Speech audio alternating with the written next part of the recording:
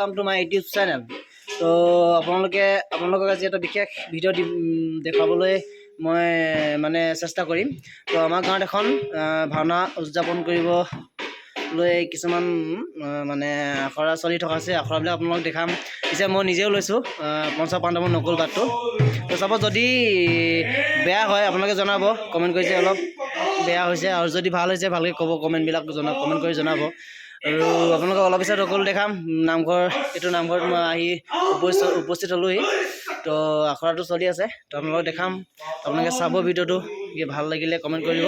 তো বিশেষকৈ কৈছোঁৱে, তো অলপ দেৰি পিছত আৰু অলপ দেখা যাম। আপোনালোকে চাই থাকক ভিডিঅ'টো শেষলৈকে। তো বিশেষ মানুহবিলাক এতিয়া অহা নাই তোমাৰ নামঘৰত, তো আপোনালোকৰ মানুহবিলাক আহিলে সকলো দেখাম, আপোনালোকে চাই থাকক। যিহেতু অসমীয়াসকলৰ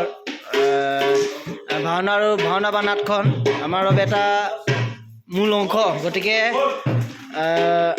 আমি ভাওনাখন ভালকৈ কৰিবলৈ চেষ্টা এটা কৰিম যিমানটো পাৰোঁ। তো আপোনালোকে চাব। আৰু ভাওনাখনৰ নাম হৈছে কলাচলৰ মুক্তি লাভ। বৰ্তমান কৃষ্ণ প্ৰৱেশ কৰি আছে। তো আপোনালোকে চাগে এনেকৈ আপোনালোকে দেখা দেখি ভিডিঅ'বিলাক চাই থাকিব, লাইক কৰিব, কমেণ্ট কৰি জনাব কেনে পালে।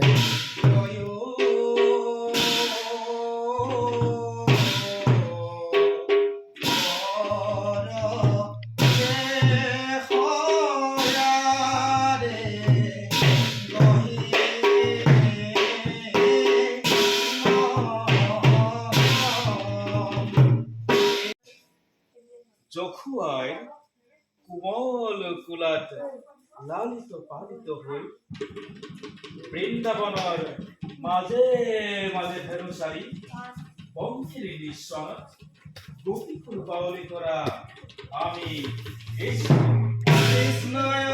ভাওনাত সকলো প্ৰৱেশ দেখাব নোৱাৰিম চাগে, কাৰণ সকলো ভাৱৰীয়া অহা নাই। আৰু মোৰ যি আহিবলৈ কোলাচলৰ পৰা তেখেতে ভাওনা কৰিব গৈছে আজি। চ' আপোনালোকে বাকী যিখিনি পাৰোঁ সেইখিনিকে দেখা যাম, আপোনালোকে চাব।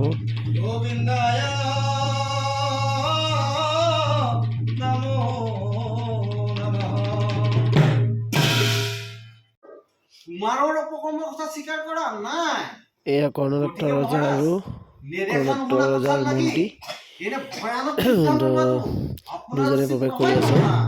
তো হৈছে নে সকলোৱে জনাব, ভাল লাগিব। যদি হৈছে তো মানুহখন ভালেই হ'ব।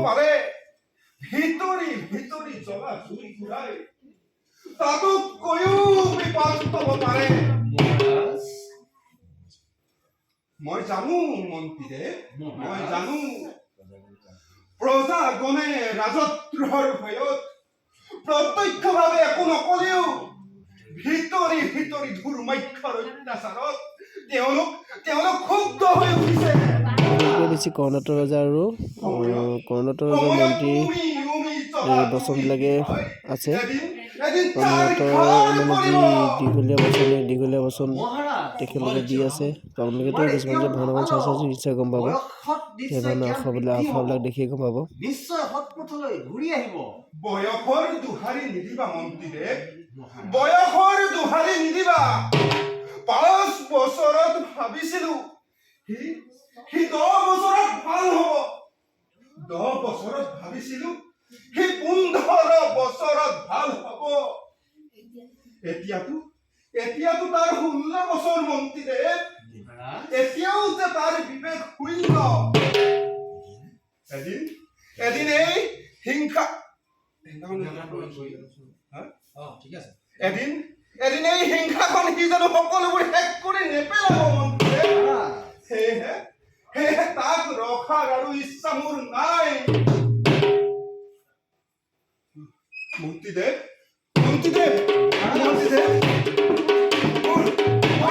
চাৰিওফালে অন্ধকাৰ লাগিছে মন্ত্ৰীদেৱ।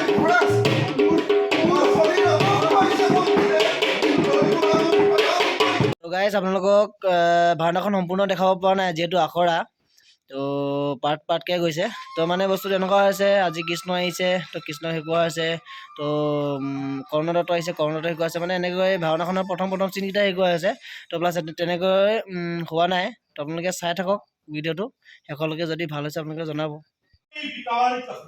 এয়া কৰ্ণদত্তৰ পুত্ৰ ধৰ্মাক্ষৰ যি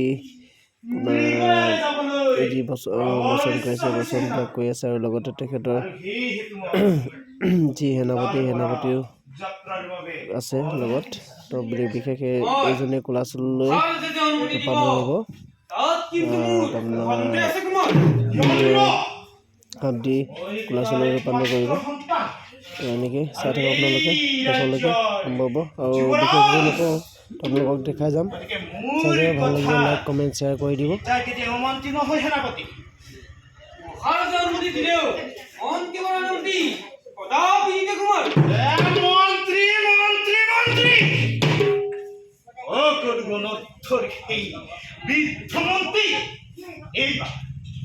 এইবাৰ তাক মই বললৈনি বনৰ হিংসা জন্তুৰ মুখত নিক্ষেপ কৰি হত্যা কৰি আৰু তুমি মোক সহায় কৰিব লাগিব সেনাপতি আৰু তোমাৰ যি কৰা কৰিবা এতিয়া যাওঁ ব'লা ব'লা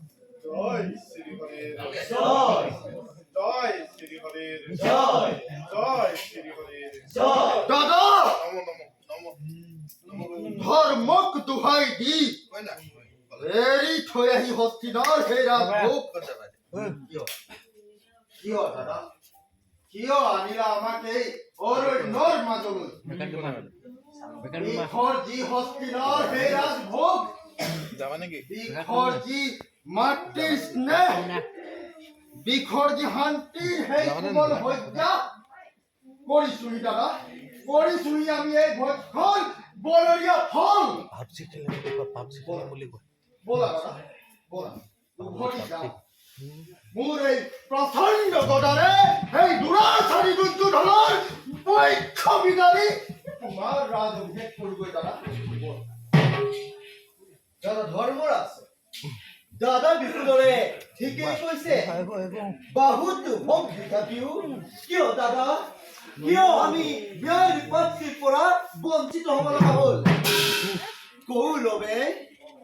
কৌৰৱে আমাক যি শাস্তি প্ৰদান কৰিছে তাৰ প্ৰতি সুধ ল'বলৈ নাপালে এই অৰ্জুনৰ বাহুবল অথলে যাব দাদা অথলে যাব সঁচা কথা দাদা জ্যেষ্ঠজনৰ আদেশ অমান্য কৰাটো মহা পাপ বুলিহে কিমান দিনে দুখ কষ্ট সহ্য কৰিছো দাদা তোমালোকে যদি তাকেই কৰিছা তেন্তে কিয় বাৰে বাৰে কটু বাক্য দাদাৰ সন্মুখত কৰিছা উচ্চাৰণ কিয় দিছা মনত কষ্ট কষ্ট মোৰ একোৱেই হোৱা নাই ভাইহঁত কেৱল মাত্ৰ তোমালোকৰ কষ্ট দেখিয়ে মনত লাগিছে বিষাদ চলিছে অসদিশে মুহূৰ্ততে কৈ যেন দুৰ্যোধনৰ পৰা আমাৰ প্ৰাপ্য কৰি মাতাই কিন্তু ভাইহঁত সত্য ভস্তৰ কলংক ভীষণ তেনেকৈ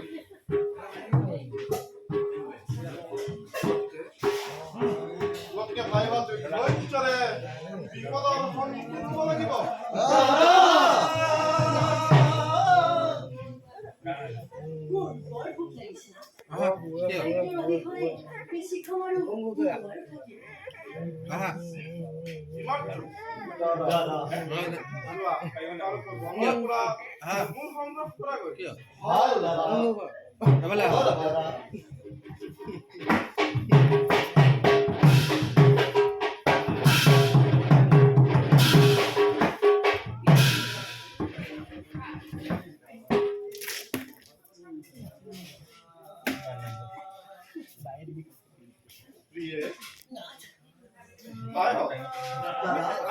আমিও ক্ষমতা একটা বিশ্ৰাম কৰে কৰি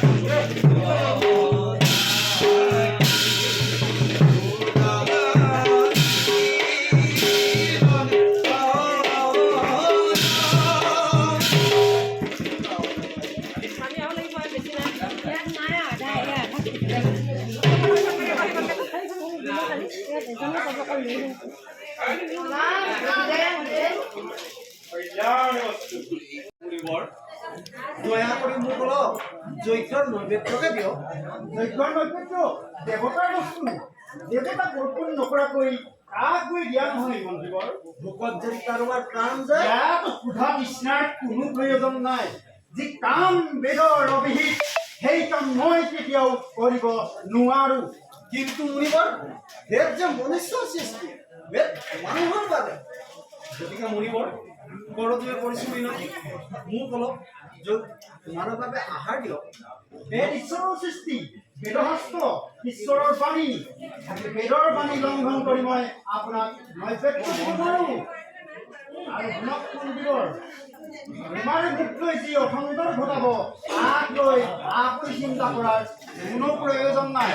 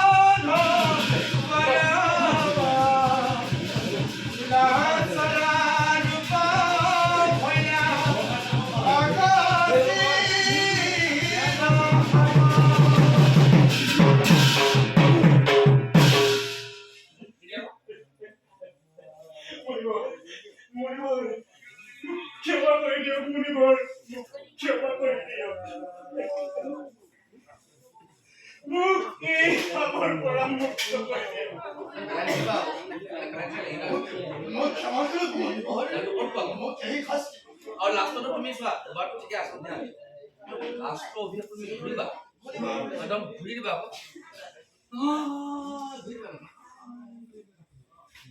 लास्ट तो दे एकदम नहीं जाओ और ये मुझे तो ये पता है खाली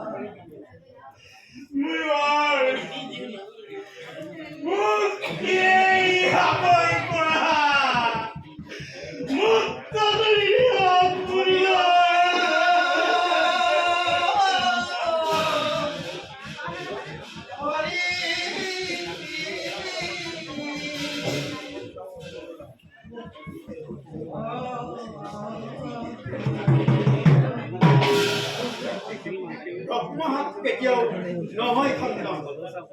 তথাপি দিনতো মুক্তিৰ উপায়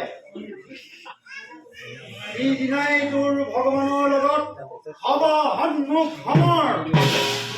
সেই দিনাই যজ্ঞৰ এডালি ধূপ কাঠিয়ে ভগৱন্তই দিব তোক মুক্তিদান। তই সেই সময়লৈ অপেক্ষা কৰ। হৰিওম তৎসল্য।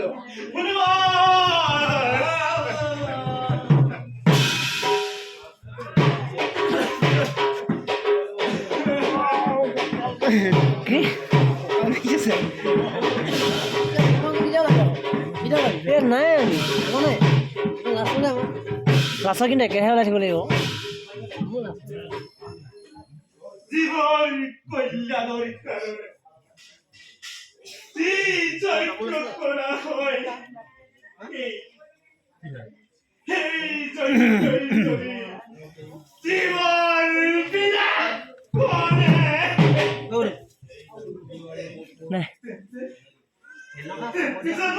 মই বৰাই দিবি, মোক বৰাই দিবি সঁচাকৈ মোক দিবি নে আকৌ নিদিলে মই নিদিওঁ কেলা।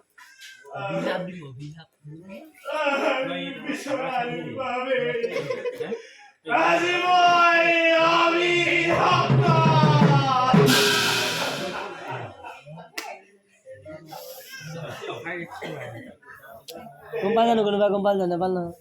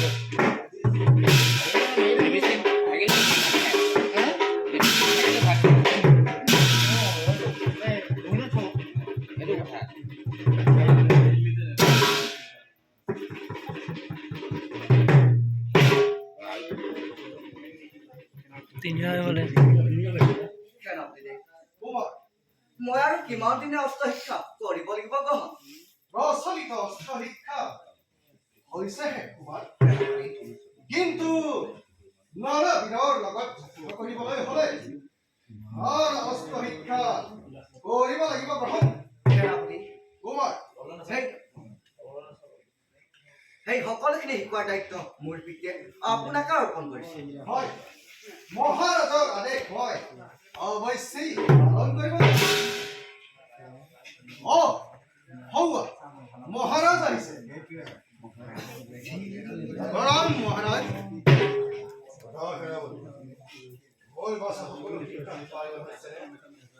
আমাৰ সম্ভৱপৰ সকলো বিদ্যাই কুমাৰক দিয়া হৈছে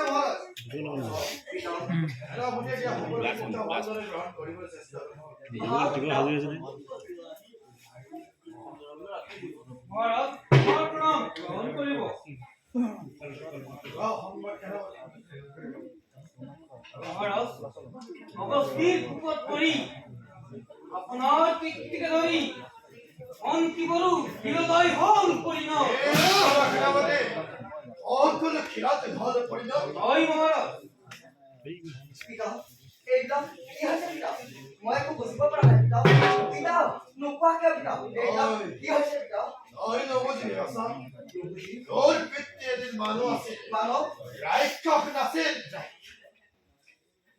মানৱ অন্ন বিচাৰি যাওঁতে অগস্তি মুনিয়ে গৰিলা দানৱ অন্নৰ পৰিৱৰ্তে অৱস্থি দিলে ব্ৰহ্মা শান্ত নাথাকি সেই অগস্তি মুনিয়ে মোৰ পিতৃৰ মন্ত্ৰীকো খিলালৈ গৰিলে পৰিণাম পিতা বহুল প্ৰাৰ্থনা অত্যাচাৰৰ প্ৰতিৰোধ কৰি এই নীতিকো ধ্বংস কৰো এই পিতা শক্তিহীন হোৱা নাই পুত্ৰ স্বয়ং নাৰায়ণ যদি আহে